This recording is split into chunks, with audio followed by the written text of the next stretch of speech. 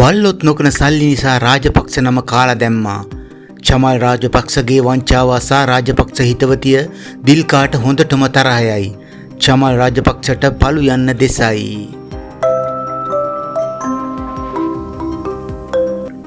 දෙදස් 22 වසරේ මැයි මස 9 වෙනිදා අරගලයේදී තිස්ස මහරාමේ මාගම පිහිටි තම නිවස ඇතුළු දේපළට ගිනි තබා විනාශ කළ බවට ව්‍යාජ තොරතුරු ලබා දී රජයෙන් රුපියල් 1,50,22,600ක මුදලක් වංචනිකව ලබා ගැනීමේ චෝදනාව යටතේ චමල් රාජපක්ෂ මහතා අල්ලසා දූෂණ විමර්ශන කොමිසම මගින් අත්අඩංගුවට ගැනීමට නියමිතයි.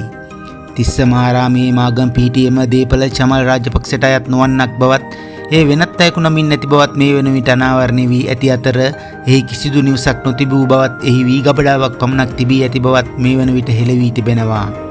අදාළ දේපළ තමන් භුක්ති විඳින බවට චමල් රාජපක්ෂ දිවුරුම් පෙත්සමක්ද දී ඇති අතර පසුව කළ විමර්ශනයේදී එහි වී ගබඩාවක් පමණක් තිබුණු බව අනාවරණය වී තිබෙනවා.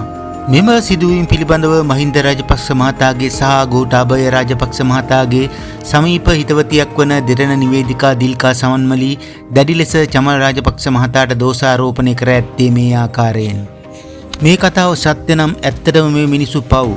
කාලයක් තිස්සේ අභිමානයෙන් රැකගෙන ආපු තමන්ගේ නම පරපුරේ ගරුත්වය බල්ලොත් නොකන සල්ලි නිසා තමන් විසින්ම වලපල්ලට ඇද දමා භූම දානය කරගන්නවා කියන්නේ අහෝ ඛේද වාචකකි යනුවෙන් අය පවසා තිබුණා.